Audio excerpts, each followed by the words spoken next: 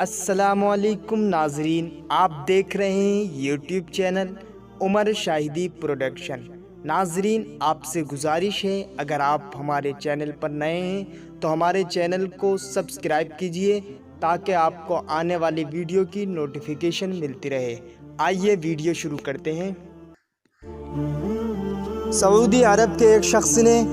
کسی فلپائنی عورت سے چھپ کر شادی کی، چونکہ وہ پہلے ہی شادی شدہ تھا اور پہلی بیوی کے ساتھ اولاد بھی تھی۔ جب اس شخص کو بیماری لاحق ہوئی تو اس نے اپنی پہلی بیوی کے ساتھ جو اولاد تھی ان کو وصیت کے لیے جمع کیا اور ان میں سے اپنے بڑے بیٹے کو بتایا،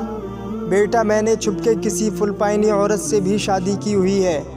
میرے بعد ان کا خیال رکھنا اور وراثت میں ان کو بھی حق دینا، اور ساتھ ہی ان کا مکمل پتہ بھی دیا جہاں وہ رہتی تھی۔ کچھ دن بعد وہ شخص وفات پا گیا تو ان کے بیٹے قاضی کے پاس گئے اور پوری تفصیلات بتا دی۔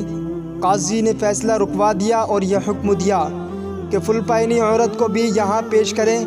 تو بڑا بیٹا اپنے والد مرحوم کے دیے ہوئے ایڈریس کے مطابق فلپائن پہنچا، بڑی مشکل سے اس گلی میں پہنچا جہاں وہ رہتی تھی۔ دوسری طرف وہ عورت جو اس کے والد کی زوجہ تھی، انہیں دیکھ کر ہی پتہ دیا، میں وہی عورت ہوں جس کو تو تلاش کر رہا ہے، اور مجھ تک یہ خبر بھی پہنچی ہے کہ میرے شوہر کا انتقال ہو گیا ہے۔ تو بیٹے نے بھی ساری تفصیلات بتا دی اور ان کو سعودیہ کی طرف سفر کے لیے قائل کیا، اور اپنی دوسری ماں کو لے کر سعودیہ پہنچا اور سیدھا قاضی کے پاس گئے تو اس عورت کے حصے میں 8 لاکھ ریال آیا، جو ہندوستانی روپیوں میں تقریباً 2 کروڑ 16 لاکھ کے لگ بھگ بنتے ہیں، اور ساتھ ہی قاضی نے حکم دیا ان کو عمرہ کی ادائیگی کے بعد فلپائن روانہ کیا جائے۔ بڑے بیٹے نے ایسا ہی کیا۔ اس کے واقعہ کے ٹھیک 4 سال بعد بڑا بیٹا فلپائن میں اپنی دوسری ماں سے ملنے اور حال احوال پوچھنے کی غرض سے گیا، تو وہاں پہنچ کر اس کو بہت تعجب ہوا اور اس سے کہا، ماں، آپ کو اتنی بڑی رقم وراثت ملنے کے باوجود وہی پرانے خستہ حال مکان میں رہ رہی ہیں۔ ماں اس کا ہاتھ پکڑ کر ایک جگہ پر لے گئی جہاں ایک بڑا اسلامی مدرسہ قائم تھا، وہاں حفظ القرآن کا شعبہ بھی تھا اور یتیم خانہ بھی۔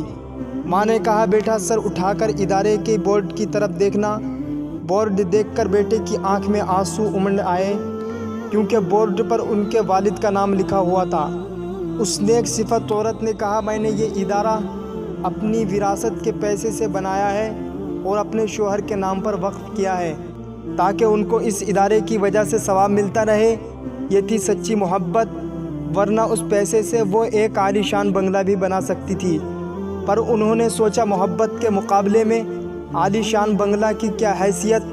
بنگلہ تو عارضی چیز ہے، البتہ یہ اسلامی ادارہ ان کو اور ان کے شوہر کو آخرت میں کام آئے گا۔ جب بیٹا سعودیہ واپس آیا تو اپنے دوسرے بھائیوں کو بھی اس بارے میں آگاہ کیا۔ تمام بھائی اس رات جاگتے رہے اور باہم مل کر چندہ جمع کیا، اور ایک رات میں 5 ملین ریال اپنے والد مرحوم سے منسوب اس ادارہ کے لیے انہوں نے چندہ جمع کیا، جس کو ان کی دوسری ماں نے ان کے والد سے بے لوث محبت کی بنیاد پر قائم کی تھی۔